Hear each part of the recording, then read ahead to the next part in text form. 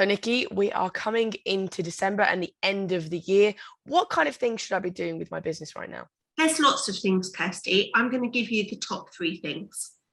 Firstly, look at where your current position is. So if you haven't finished your year end yet, there is still time to influence. So it could be that if you're doing really well, you might think, oh, actually, I want to get a bit more expenditure in before the end of the year so that my tax bill is not too high, or I want to utilise up some of my cost budget. Contrarily, it may be that you're not doing so well and you really need to do a big sales push out as much sales as possible, and look if there's any variable costs that you could potentially cut to try and ensure that your year-end position is good. Secondly, want to make sure that your year-end finance process is like clockwork.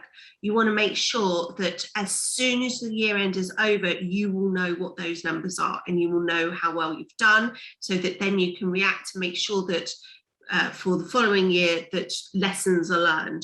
So by making sure that you have a clear timetable for your year-end process with your internal accounts team and your external accountants, you can prevent any you don't want to have any nasty surprises 9 months after year end.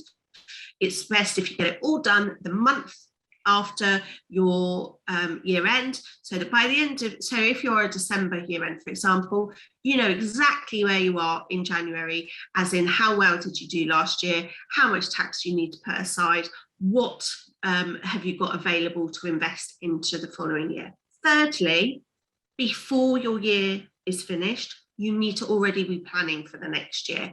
So you will already have hopefully your management accounts up to this point.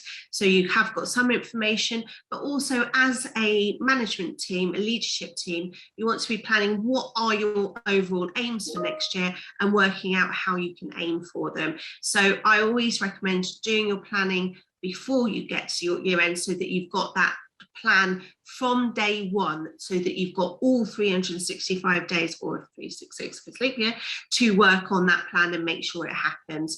I've seen really bad cases where either people have just not bothered with the proper plan, so they've got no direction, or I've even seen in massive multinationals where their planning process is so laborious that they don't agree their targets until 3-4 months after, which is pointless because you've already then lost at least a quarter of your time to achieve what you need to do. Get the top numbers and the total plan completed before the year end, so that you've got full time to work on it.